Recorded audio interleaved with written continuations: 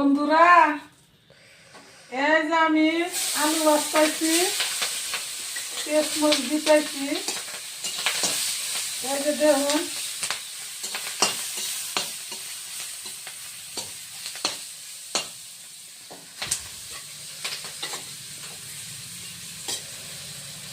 আমরা বাবা আরুন যে নোয়ারাটার মধ্যে তেল দিয়ে পেঁয়াজ মরিচ ভাজতেছে আর কালাকে।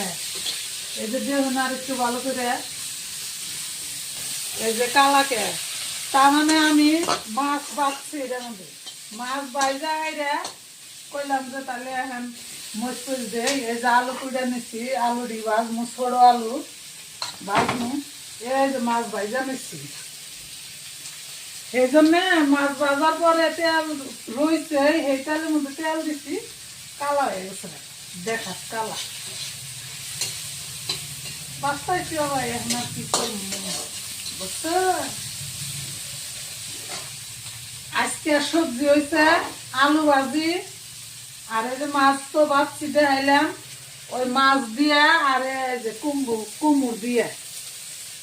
আমরা তো কুমড় কই, কতজনে কুমড়া কয়, এখন আমরা কি কই জানি না।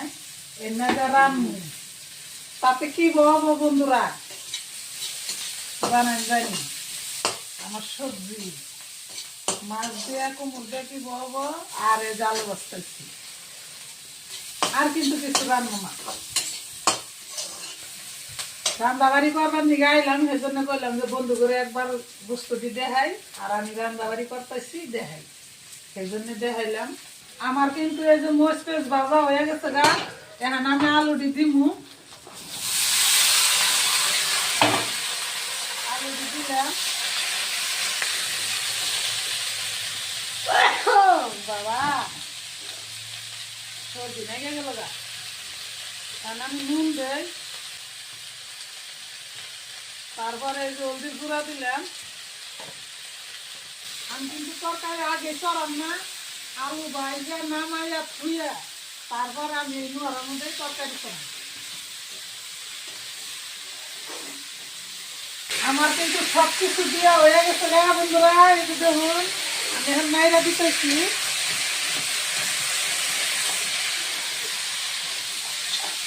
তাতে আমার আলু ভাজাটা কি বলবো কোন জানিস আমরা। আমি এখন ঢেকে দিলাম, এখানে দেখাইলাম। তারপরে এনে রান্না এনার দেখাম না, এনে ফেলে আমি দেখাইলাম যে মাছ ভাজছি, কুমড় কুড়াতেছি, কুমড় দিয়ে মাছ দিয়ে রান্নু। আমার ভিডিওটা এখন কি বললো, লাইক কমেন্ট শেয়ার করুন।